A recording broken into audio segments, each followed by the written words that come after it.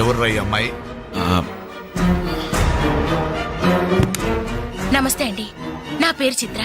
నేను మీ అబ్బాయి 5 ఏళ్ల నుంచి ప్రేమించుకున్నాం, పెళ్లి చేసుకోవాలనుకుంటున్నాం. మా ఇంట్లో వాళ్ళు బలవంతంగా నా పెళ్లి చేయబోతుంటే ఇంట్లోంచి వచ్చేసాను. మీరు ఆశీర్వదిస్తే. ఆగమ్మా, ఆగు. కాస్త ఊపిరి పీల్చుకుని మాట్లాడమ్మా, లేకపోతే నా ఊపిరి ఆగిపోతుంది. ఆగు. ఇదెవరో తెలుసా? నా కూతురు, వీడి చెల్లి. 10 రోజుల క్రితమే పెళ్లి ఆగిపోయింది. దానికి కారణం ఎవరో తెలుసా? వీడే ఆ దౌర్భాగ్యుడు.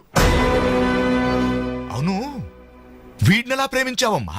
ఓ, ప్రేమించడానికి ఎవడో ఒకడు మగాడు దొరికితే చాలనుకున్నావా? ఒంటి నిండా కండ నిండా రంగు ఉంటే సరిపోతుందా? 5 ఏళ్ల నుంచి ప్రేమిస్తున్నానన్నావే, ఈ 5 ఏళ్లలో ఏం చేస్తున్నావు?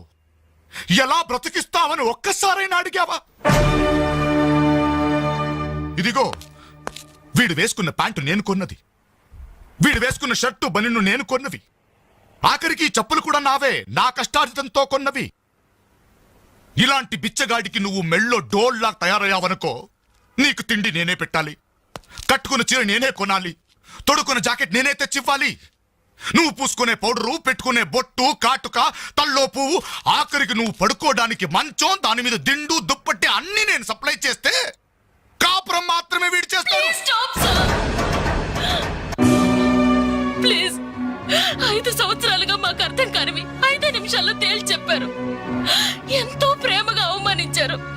థాంక్స్. చిత్ర, ప్లీజ్ రఘు, నాతో రావద్దు. మీ నాన్న నా కళ్ళు తెరిపించాడు. అది చిత్ర. సారీ సార్, మీరు మీ ఉద్యోగాన్ని వెతుక్కోండి, నేను నా జీవితాన్ని వెతుక్కుంటాను. చిత్ర